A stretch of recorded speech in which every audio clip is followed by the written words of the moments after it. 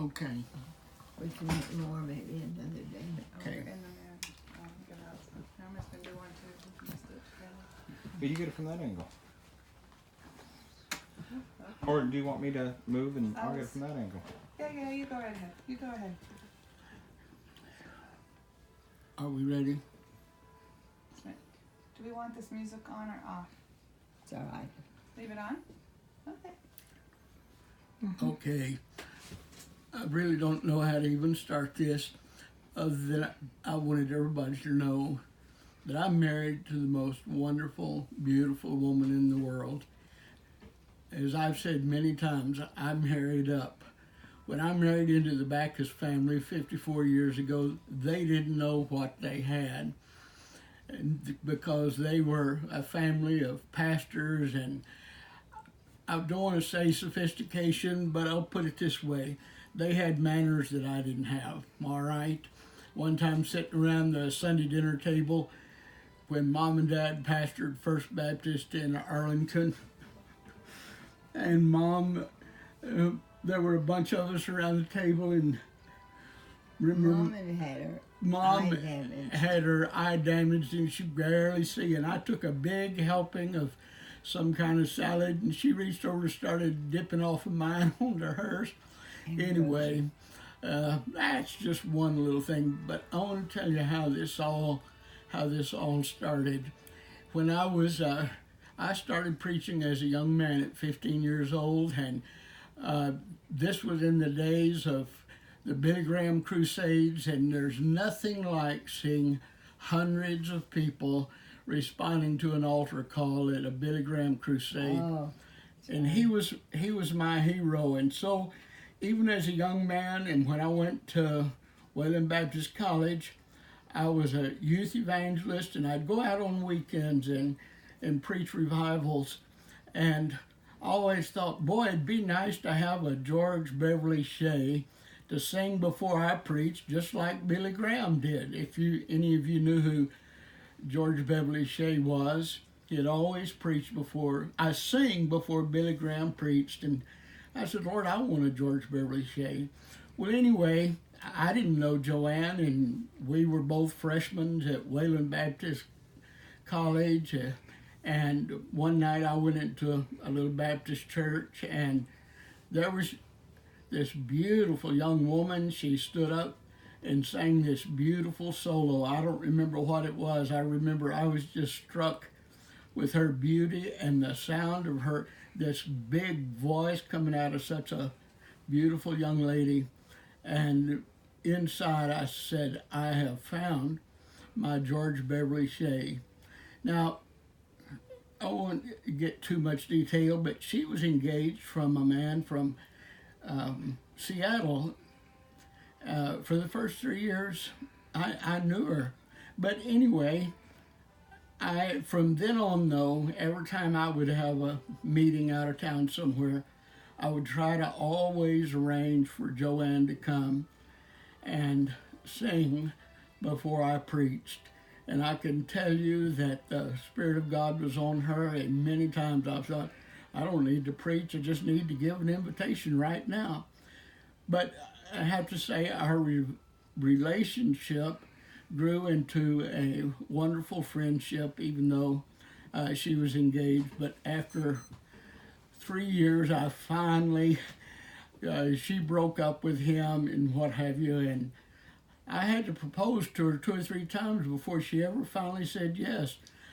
In the meantime, I had gone into the Air Force and was stationed at Brooks Air Force Base in San Antonio, and every time I got a chance, my boss then would let me off for a long weekend, and I'd put my uniform on, grab my duffel bag, and hitchhike from San Antonio, Texas to Plainview, Texas, and sometimes I'd be all night getting there.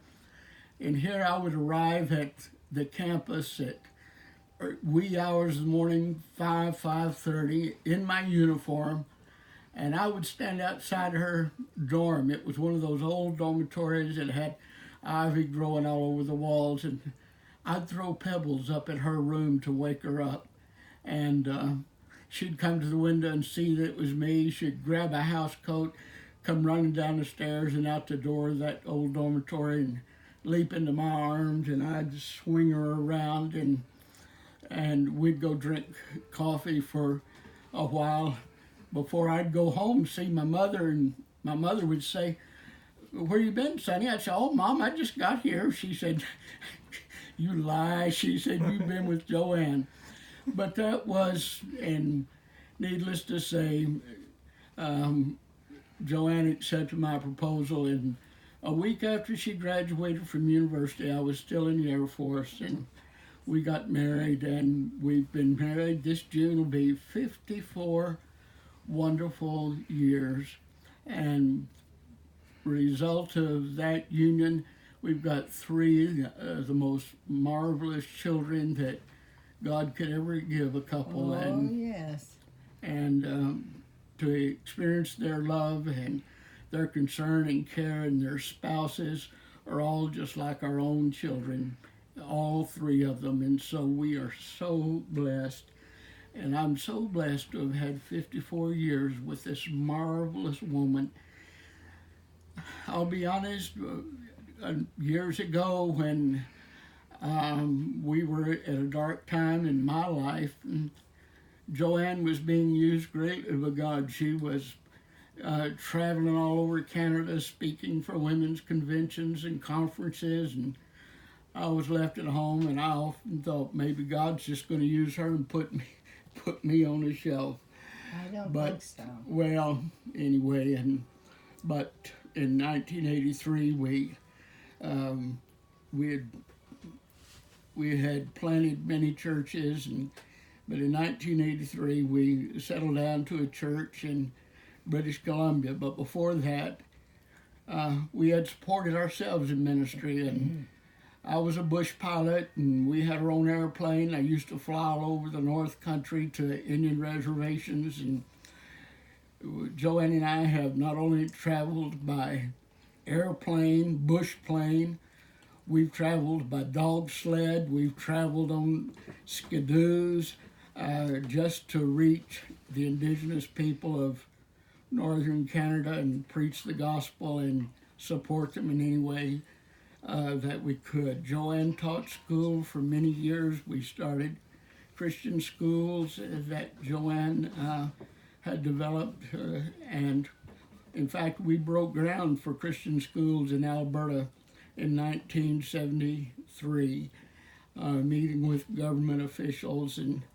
But anyway, I'll tell you, I just marvel at the adventures we've had.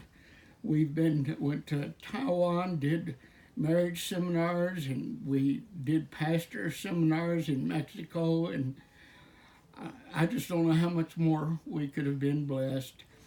So here we are at the end of days for one of us. I never dreamed I'd be here. I always thought that the Lord would take me first because He had so much left for Joanne to do. But we don't always know God's plans. But I know this: my dear wife is the most spiritual person that I know that I've ever known. And the way you see her in her wonderful spirit, always full of joy and life and humor, is the only way I've ever known her. I wish she could say that about me, but I've been up, down, all over the place. But anyway. And I catch him every time. But in 1985, she was in a head-on collision. I got to tell you this one. She was in a head-on drunk driver, and result her neck broken and all of this. And so I was nursing her back to health. She had to wear a steel brace under her neck. And I want to talk about humor. And I'd been caring for her for 2 or 3 months. And one night we got in bed, and I was ticked off about something. And I turned my back to her, and she had that steel brace on, and she asked me if I wanted my back scratched, and I said, "Nope, don't even touch me." And she got up on one elbow and got right in my ear, and she said, "Are you glad I lived?" Well, I'll tell you, without making a sound, I nearly shook the bed down laughing so hard. And of course, that broke the ice. And I've always said one of the keys to a successful marriage is to learn how to laugh together and laugh at each other and laugh at ourselves. And so I can't applaud this precious thing enough. And to know that the lives that she has blessed all over the country, and I'll never forget one church we pastored, and when we left a ladies' meeting, and they were going around the room asking the ladies who they'd ever like to be like, and without every one in the room said, we want to be like Pastor Joanne. And that's a tribute to her life, to her faith, to who she is. And that's my wife, Joanne Dorothy Backus Wright. And I have been so privileged, and when I get there to where she's going, I'll say, Lord, why me? I was so blessed. And so I want to tell her publicly in front of everybody, darling, you're the most beautiful, wonderful thing that ever happened to me. And I've said it many times.